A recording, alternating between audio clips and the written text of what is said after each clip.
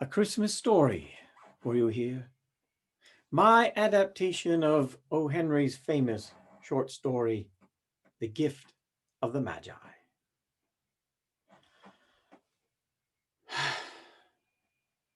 198. $1.98. Even in 1900, that wasn't very much money.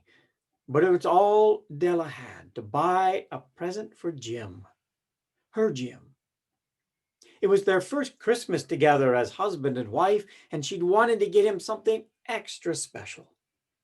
She had scrimped and saved from the household budget for weeks. But in the end, here it was, Christmas Eve, and all she had was $1.98. She wouldn't be able to buy much of a gift with that. Sadly, she turned away from the window, where she'd been looking down to the street below, watching the Christmas Eve shoppers bustling back and forth. Turned back to her mirror, picked up her brush, and resumed brushing her hair. Ah, Della's hair, a rich mahogany in color. It tumbled down in great cascades and tresses that spilled over her shoulders and down her back, hair that had never known the profane touch of scissors. One of their two great treasures, Jim said. The other treasure being Jim's pocket watch. He'd gotten it from his grandfather, who'd received it when he retired from the railroad. It was a fine watch. When you opened it up, ebony hands swept across an ivory face with imperial precision that never needed to be checked nor set. The watch, the hair, they're two great treasures. Della thought of that, and she paused in her brushing, ran her fingers through the hair, looked at it, pondered a moment. And then she knew what she was going to do. She tossed down the brush, ran, threw on her coats, tucked her hair up under her cap, and out she went, down the stairs to the street and around the next block to the old wig maker's shop in a small alleyway. She marched right in. The old woman was sitting there at her table working, and Della went right up to the table, pulled off the cap, let that hair cascade down, and she asked, "How much?" The old wig maker's eyes went wide. She fingered the hair. She weighed it in her hands.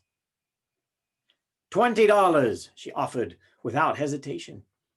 And without hesitation, Della agreed. Out came the scissors, off came the hair, and out Della went with the cash in her hand, ready to hit the shops. The shop. She knew which one she was going to. She knew the present she'd wanted for Jim. And she'd seen it in a jeweler's shop a few days before, a watch fob, the chain that connects the watch to the vest, a fob of gold inlaid with platinum. Why, with a fob like that, Jim could be curious about the time and even the grandest of companies. It was still there. Quickly, the present was purchased and wrapped, and Della hurried home, stopping just at the grocer's to pick up lamb chops for Christmas Eve dinner. She had everything ready. She had the present there upon the mantelpiece. The dinner was cooking. 6 o'clock came, the time when Jim always arrived home. But no Jim. 6:15. No Jim. 6:30, and Della was beginning to grow worried when finally there was his footsteps on the landing outside, the jingle of his key in the lock. The door opened, and in he came, and Della flung herself at him and threw her arms about him. "Oh, Jim," she said, "welcome home." The embrace lasted a long moment.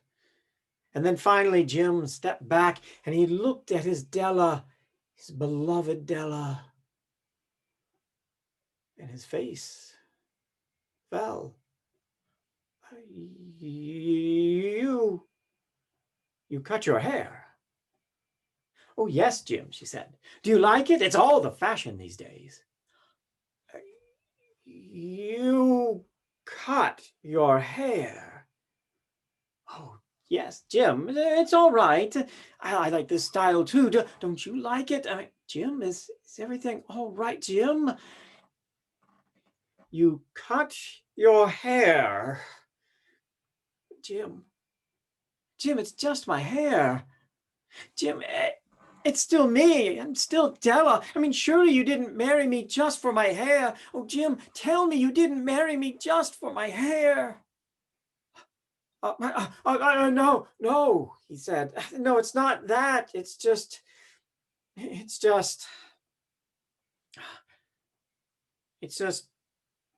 well, here. From his coat pocket, he pulled out a brightly wrapped package. For you, for Christmas. Adela took it. She pulled off the wrapping, pulled open the box, and there inside was a set of combs. Rich ebony, inlaid with mother of pearl. 6 fine black combs sitting on the pure white cotton. Oh, Jim, she said. Jim, they're lovely. They're beautiful. Why, combs like this. Combs like this would look magnificent in her hair as it had been in the morning, but the way it was now, short like this, why, they would just look silly. Oh, Jim, they're gorgeous, she said. If I'd known, but you see, I had to cut my hair. I needed the money, she said. I needed the money to buy you this. And from the mantelpiece, she picked up her package. Here, Merry Christmas. He took the package. Carefully, he opened the paper, pulled open the lid, and there on the cotton inside, the watch chart fob lay. Oh, Della. Oh, it's beautiful. I love it. Do you? Do you, Jim? Take out your watch. Put it on. Let's see how it looks. Ah, my watch. That's the thing, you see. I don't have a watch anymore. I sold it. I needed the money, you see. The money to buy those combs. For a moment they stood. They looked down at their presents, and then they looked up at each other. And then Jim said, oh, dash it all, Della. People make too much of things and presents anyway. Let's just put these things up on the mantelpiece and go into that wonderful dinner I smell cooking and have ourselves our Merry Christmas. And that is exactly what they did. The Gift of the Magi by O. Henry. I hope you enjoyed the tale.